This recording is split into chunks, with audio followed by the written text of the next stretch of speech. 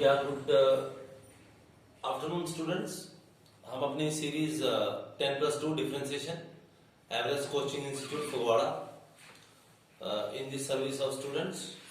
We also provide online tuitions for class 10th and +2 for math science and for maths for +2।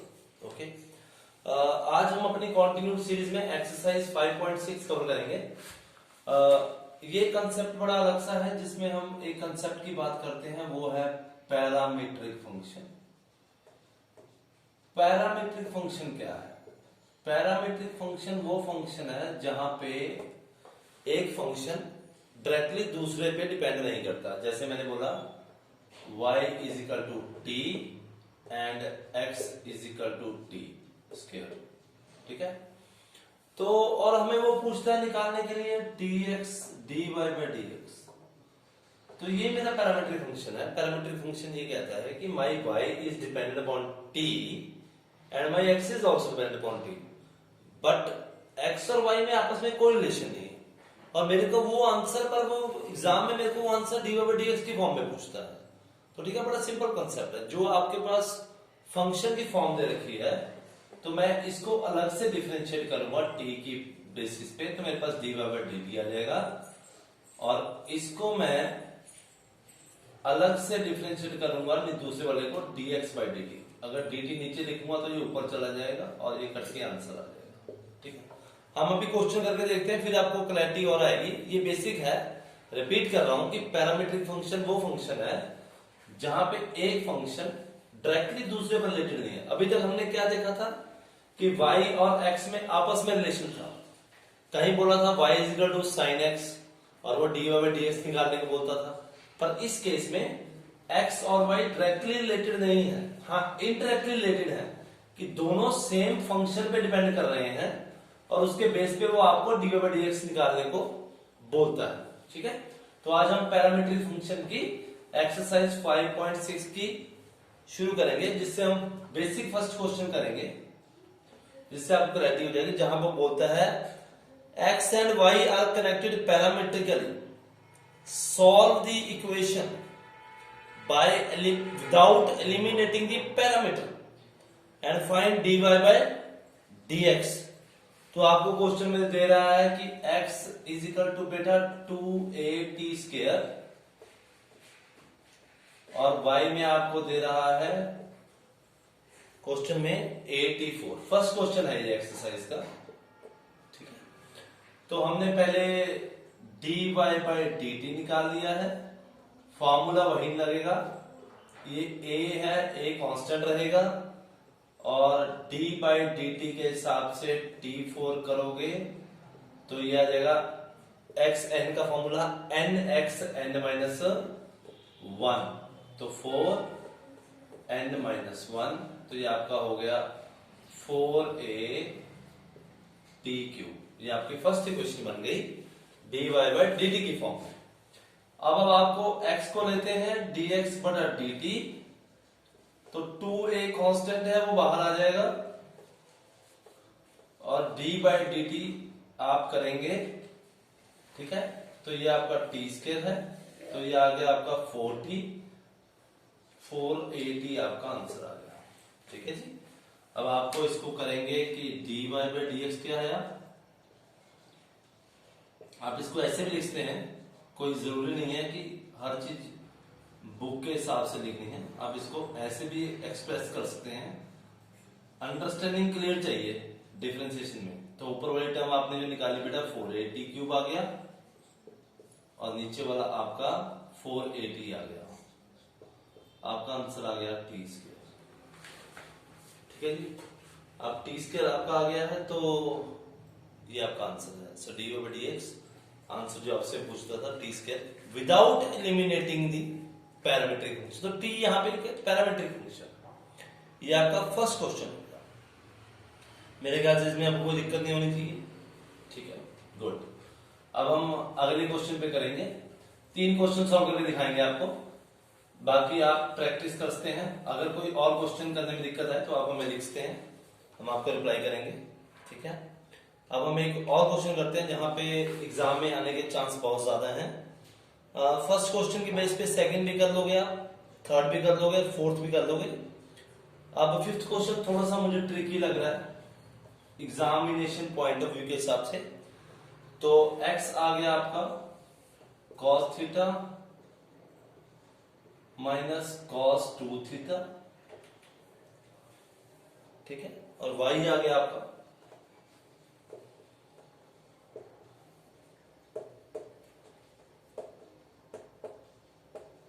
Okay. तो पहले आप dx by D theta निकालेंगे, okay.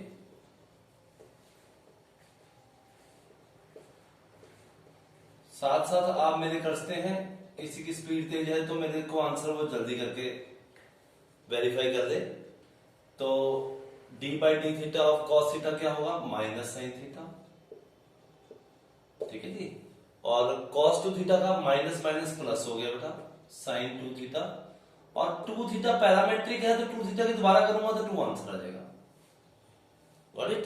Parametric ये 2 theta and तक जा रहा है, ये प्लूरल फंक्शन है, अभी सिंगुलर नहीं है, ये सिंगुलर है, तो इसको दोबारा भी करूंगा तो कोई फर्क नहीं पड़ेगा, तो 1 ही आएगा। पर हम करते नहीं है सिंगुलर फंक्शन को, तो हम प्लूरल को करते हैं, तो ये 2 आ गया। तो यहां पे मैं इसको लिखूंगा बेटा 2 into sine 2 theta minus sine theta. मैं माइनस अंदर लिखना का इसलिए कर रहा हूं क्योंकि बाद में कई बार गलती से माइनस आप कॉमन निकाल लेते हो, बोलते हो टर्म के दोनों में माइनस है, जबकि वो नहीं है। तो ये आपकी फर्स्ट इक्वेशन आ गई dx बाई डी थीटा। अब आपने dy बाई डी थीटा वैसे ही सॉल्व करेंगे, ठीक है जी। तो इसको आपको ऐसे लिखेंगे d बाई डी थीटा, तो ये आपका आ गया sine theta minus sine 2 theta, ठीक है।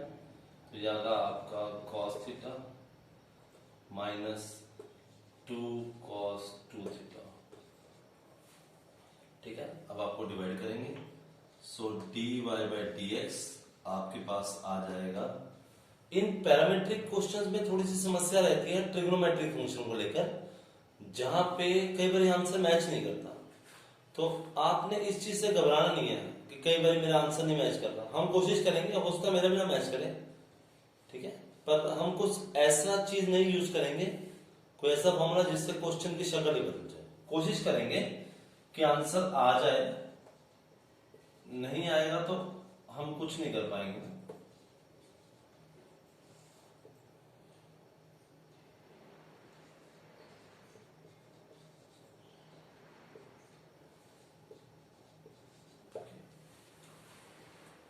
इसको वैसे भी सोचते हैं, मेरे लिए ये एग्रीएबल है। रिड्यूस करने के लिए हम जब डिफरेंशिएशन के अगले पार्ट पे जाएंगे या ट्रिग्नोमेट्री कवर करेंगे, उसके बाद हम ऐसा क्वेश्चन एक बार फिर करके देखेंगे, तो आप खुद इसको तोड़ लोगे। जैसे cos 2 थीटा का हमने बेसिक फॉर्मूला लगाया था 2 cos के थीटा माइनस 1, ठीक है। तो हम इसको ऐसे भी कर सकते हैं, नीचे से तो साइन कॉमन आ जाएगा, ठीक है, ओके। मेरे ख्याल से आपका ये क्वेश्चन की क्लैरिटी आगे होगी, ठीक है। हम क्वेश्चन नंबर नेक्स्ट एक और करते हैं, 3 क्वेश्चन करके दिखाएंगे, बाकी आप ट्राई कर लीजिएगा।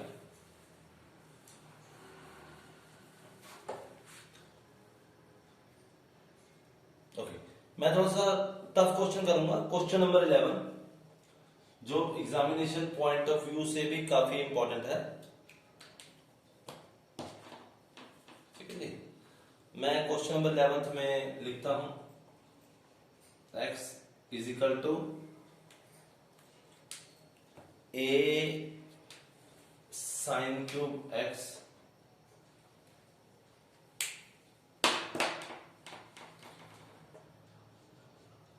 a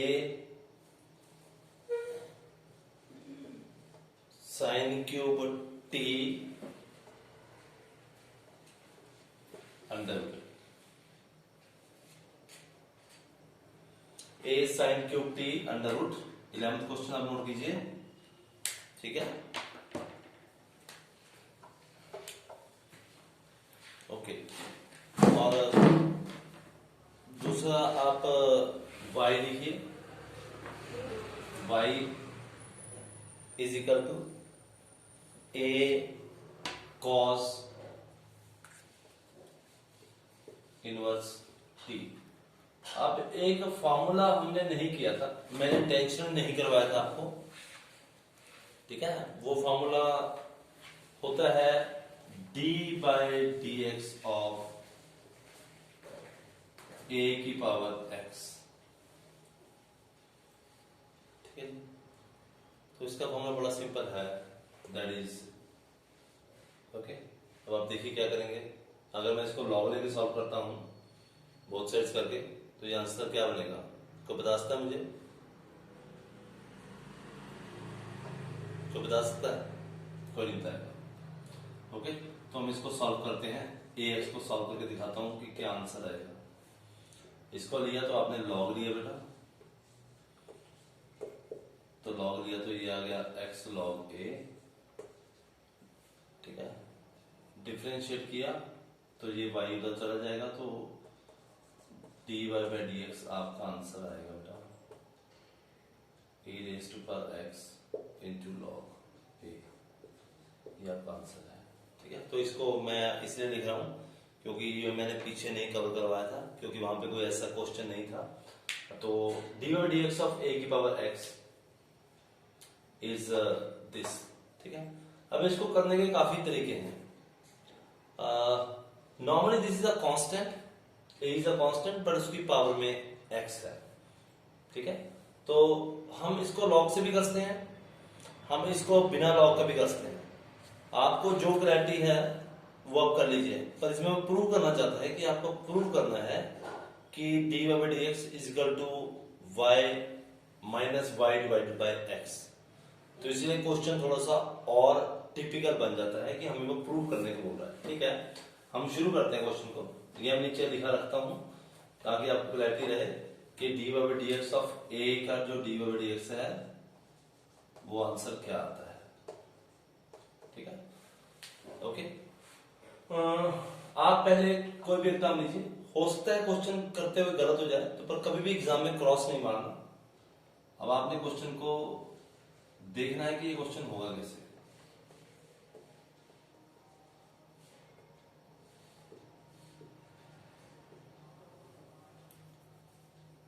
ओके, अब अगर आप ध्यान से देखो, अगर ये टर्म इधर अंडर रूट है तो इधर जाकर स्क्वायर बन जाएगी, ठीक है, बना दो स्क्वायर। बस इस क्वेश्चन में यही एक कैच है,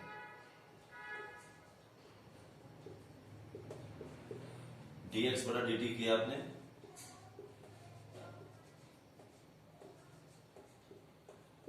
ये टर्म एज इट इज बेटा, और okay into x log a into इसकी डिफरेंशिएशन दोबारा, इसकी आपको इनवर्स ट्रिग्नोमेट्री का फॉर्मूला लगा, ठीक है। ये आपका आंसर आ गया first part, okay got it. अब इसको आपने यहां से कट किया या ये 2x नीचे आ गया, ओके। ऐसे ही आप, मैं बिना सॉल्व के ये आंसर लिख रहा हूं, ऐसे ही आप ये लिखेंगे,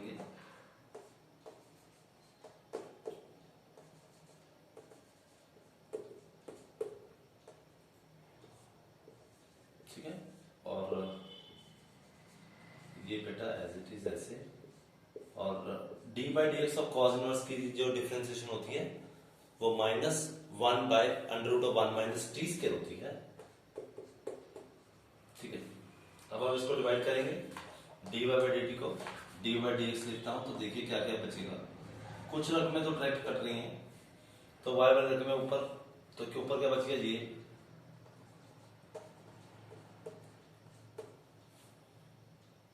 ठीक है, और इसका वाई ऊपर, और नीचे बच गया ये,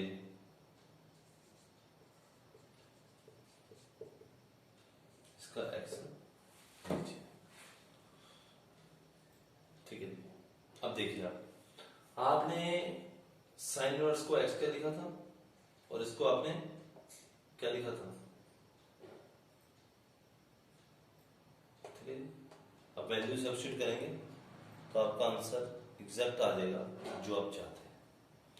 बस इसमें कंसेप्ट ये है कि ये कंसेप्ट आपको तोड़ना पड़ेगा। बस अंडर रूट को हम ऐसे नहीं कर पाएंगे ना, हमारे पास कोई पावर नहीं है कि a की power under root, a is a constant, उसकी पावर लेने के लिए मुझे लॉग लेना पड़ेगा, या मैं उस लॉग को इधर जाके स्क्वायर कर लूं अंडर रूट को, तो मेरा तब भी हो गया काम, तब मेरा कंसेप्ट हो जाएगा। Got it? होप आपको ये चैप्टर में क्लैरिटी आ गई होगी। आप रेफरेंस के लिए क्वेश्चन नंबर 7, क्वेश्चन नंबर 9 और क्वेश्चन नंबर 10 कर सकते हैं। Wish you a happy learning. Bye. Keep watching Everest Coaching Institute more videos for learning and expertise in differentiation. Bye.